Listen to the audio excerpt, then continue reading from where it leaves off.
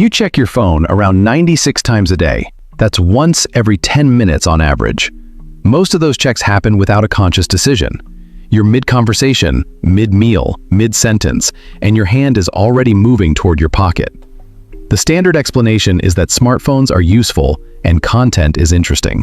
That's true, but it doesn't explain the compulsive, almost involuntary quality of the checking. Here's a better explanation. Your phone was deliberately engineered using psychology developed in Las Vegas. The same mechanics that keep gamblers locked in front of slot machines for hours were studied, adapted, and embedded into the apps you use every day. This wasn't an accident, and it wasn't a coincidence. It was a design decision. To understand how this happened, we first have to go to Nevada. Walk into a modern Las Vegas casino, and you'll notice something immediately. There are no clocks, no windows. The lighting is a warm amber, like permanent twilight.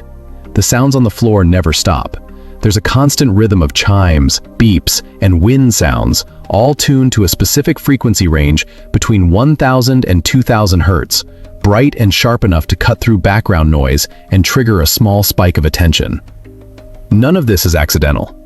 Casino designers spent decades figuring out exactly how to keep a human body in a specific physiological state. Not panicked, not bored, mildly elevated, aroused enough to keep playing, calm enough not to leave. The machines, the architecture, the sound design, the lighting, all of it engineered toward one metric: time on device. Natasha Dow-Schul, an anthropologist at MIT, spent years studying this. In her book, Addiction by Design, she describes what she calls the machine zone. It's a trance-like state where players lose track of time, money, hunger, and even their own bodies.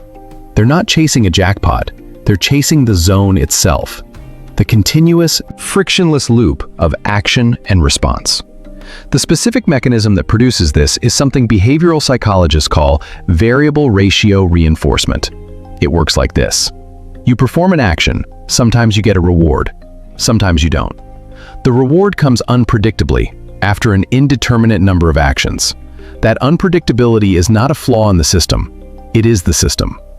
B.F. Skinner identified this in the 1950s as the most powerful reinforcement schedule in psychology. Behavior maintained by variable ratio reinforcement is the hardest to extinguish. You keep going because the next one might be the one. Slot machines are the purest industrial application of this principle ever built. Pull the lever. Sometimes you win. You can never predict when, so you keep pulling. Now here's where the story gets interesting. In 2006, a developer named Asa Raskin was working on interface design. He was thinking about how to make content feel more fluid, more seamless, less interrupted by the friction of clicking to a new page. His solution was elegant. What if the page just kept loading as you scrolled? No pagination, no stopping point. Content simply continues, indefinitely, for as long as you want it to. He called it infinite scroll. It was adopted by Twitter, Facebook, Instagram, and eventually nearly every major content platform on the internet. Years later, Raskin described what he'd built. He compared it directly to a slot machine. The action is simple and low effort. The outcome is unpredictable. Sometimes the next swipe produces something interesting. Sometimes it doesn't. You never know, so you keep going. He has said publicly that he regrets it.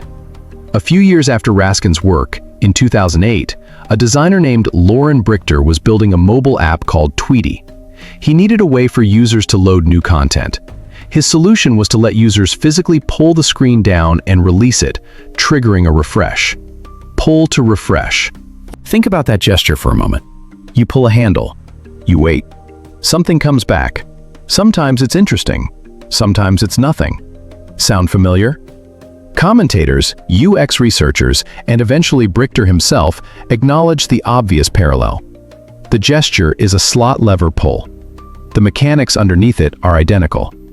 By 2013, someone inside Google had started paying close attention to all of this. His name was Tristan Harris. He was a product designer, and he put together an internal presentation called A Call to Minimize Distraction and Respect Users' Attention. He circulated it to colleagues. It eventually reached Google's leadership. The presentation was specific. Harris identified 5 psychological vulnerabilities that product features were actively exploiting. Users misestimate how long a quick check will take, so they do it constantly. Unpredictable rewards make feeds function like attention casinos. Notifications tap into loss aversion, the fear of missing something, to keep people in a compulsive checking loop. Frictionless design bypasses reflective thinking entirely, and the stress caused by constant interruption degrades the capacity for calm decision-making, making users more susceptible to the next interruption. He was describing from the inside an industry that had industrialized the slot machine and disguised it as communication software. Google reportedly found the presentation interesting. Harris was given the informal title of design ethicist. No structural changes were made. Harris eventually left and co-founded the Center for Humane Technology. The features he described are still there. Now look at your phone with this in mind. The red badge on your app icon is not red by accident. Red sits in the highest arousal band of the visible spectrum. It's associated with urgency and required action. It's the same color used in casino machine win lights. Your notification sound is a short, high-pitched chime tuned to roughly 1,000 to 2,000 hertz. That's the same frequency range as slot machine win sounds. It cuts through ambient noise and grabs your attention before you've consciously decided to pay it. Instagram sends you a push notification when someone likes your post. WhatsApp pulses a badge when a message arrives. Gmail badges every unread email in red. Slack pings you. Each one of these is a small, high-intensity multimodal cue. Sound, color, vibration, often all 3 at once. Each one mimics the feedback cluster that a slot machine produces on a win. The casino mechanics go further than that. Streaks and daily login rewards are digital versions of casino comp points, the rewards casinos give returning players to pull them back in. Stories that disappear after 24 hours create appointment dynamics, the same mechanism casinos use with time-limited tournaments. You're close to a milestone notifications replicate near-miss feedback, the slot machine technique of showing you almost jackpot symbols to make you feel a win is close. Follower counts, like counts, and top fan badges are leaderboards. In casinos, they call those high roller tables. Every major social platform is running, simultaneously, at least a half-dozen casino mechanics. On a device you carry everywhere, that never closes. Here's the part that matters most. Las Vegas was always physically constrained. You had to travel there. You had to walk into the building. You had to exchange real money for chips, a transaction that created at least a moment of friction and awareness. And at some point, you had to leave. The casino had a floor and a closing time, in practice if not technically on paper. Physical exhaustion, money running out, flights to catch, these were natural circuit breakers. Silicon Valley removed every single one of those constraints. There's no travel cost. There's no exchange of money at the door. There's no floor limit. The device is already in your pocket. The app is already open. The slot machine is free to play and it never closes, and it's been calibrated by some of the most sophisticated behavioral scientists and product engineers in the world to keep you in the machine zone for as long as possible.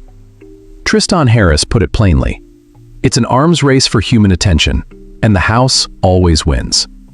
The companies that build these products are not evil.